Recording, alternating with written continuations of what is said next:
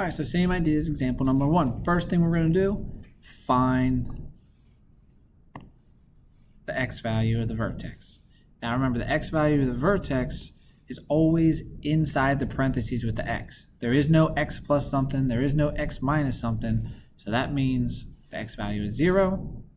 Now the k value is our y value. That's anything added or subtracted after the square. We have minus 3, so that means minus 3 is our y value of our vertex. We're going to put that in the middle of our table, so 0, negative 3.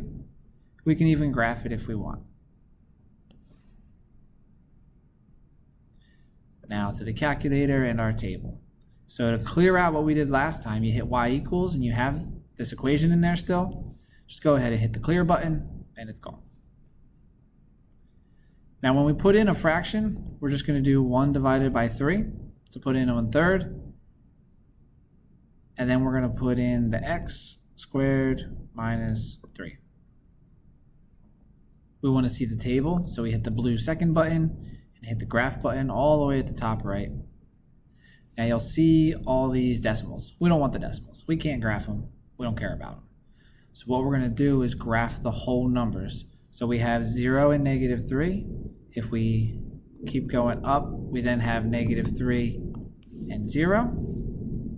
If we go up, there it is. Then we have negative 6 and positive 9. Now let's go the other way. We want it on both sides. So 3 is going to be 0. And when y is a whole number again, at 9. Now using our table, we'll graph it. So we'll graph the point negative 3, 0.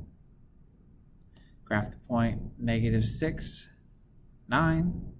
Graph the point 3, 0. Graph the point 6, 9. Draw a parabola, so give it a little curve. Try to the best you can.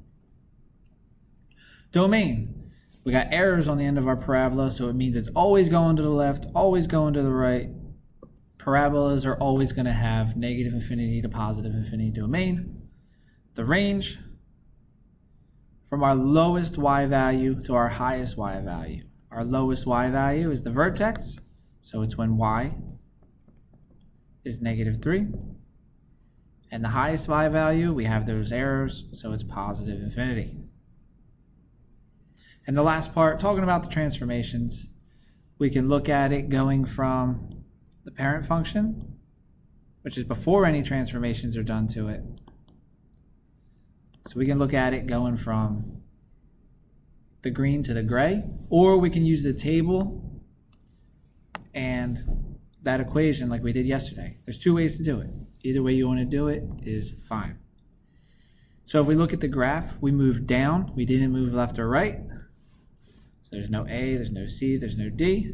It did not flip over the x-axis, so we cross out E. It did not get skinnier.